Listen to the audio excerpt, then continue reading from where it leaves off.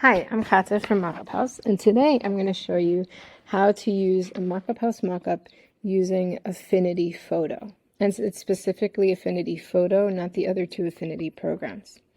Okay, so here we are in Affinity Photo, and for the purposes of this demonstration, I'm using Mockup House mockup number 0286. And if you want access to this specific mockup, the link will be down below in the description. Okay, what I'd like to show you first is we have over here in the layers panel. Okay, we always need access to the layers panel. If you don't see it ever, go ahead to Window and General and make sure Layers is clicked. So if you ever lose access to it, it disappears or anything, just turn it back on like that. Okay, also we have a coloring system here. In our mockups, the earlier ones don't all have the coloring system because I implemented it later on, but the coloring system is here for clarification and for clarity. So the anything that's red, you shouldn't need to touch.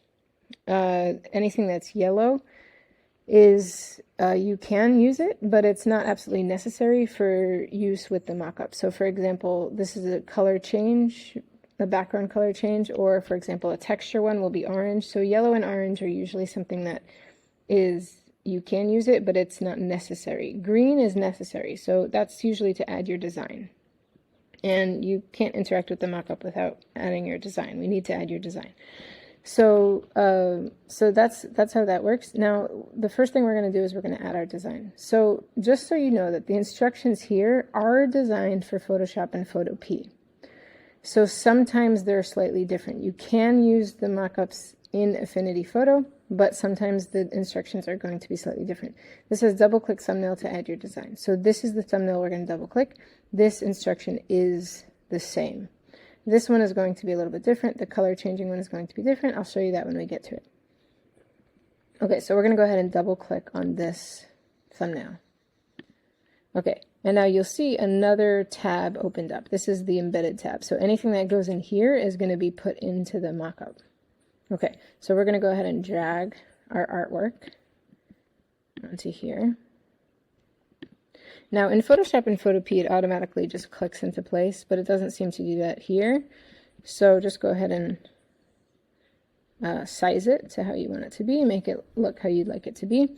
And once you have it how you'd like it to look, go back to the original tab here, and it's there. Okay, so technically you can be finished now. If you'd like, you can change the background color.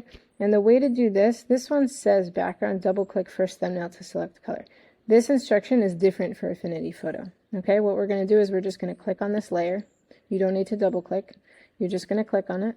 And then you're going to go over here to the color box, and you can choose any color you'd like. So go through and choose, or you can select the color picker and you can select a color that you like from your design. Okay, so now once this, you can also be done. At this point though, if you'd like, you can use one of our PNG stickers from our digital sticker collection. We have a digital sticker collection that's designed for use with our mockups. So I already selected one, so I'm going to drag it onto here. So this is it. I'm going to drag it onto the board. And you can get access to these. They're free. Look, I'll include the link down below for you.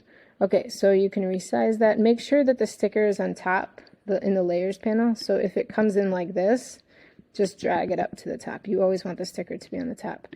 And then you can adjust the opacity. There we go. Okay. So here, I like how this looks. So this is great. Now this is done. Now all you need to do at this point is export. So we're going to go to File. We're not going to save it because that bakes it into the original file, and then the next time you open it, when you want it to be clean and blank, you're going to have this artwork. So just go ahead and export. Click Export. And you can choose JPEG, PNG, whichever one is best for you. And then once you click Export, you'll save it on your computer to where you'd like it. And that's it. That's how that works. All right. I hope this was helpful, and happy creating. Until next time.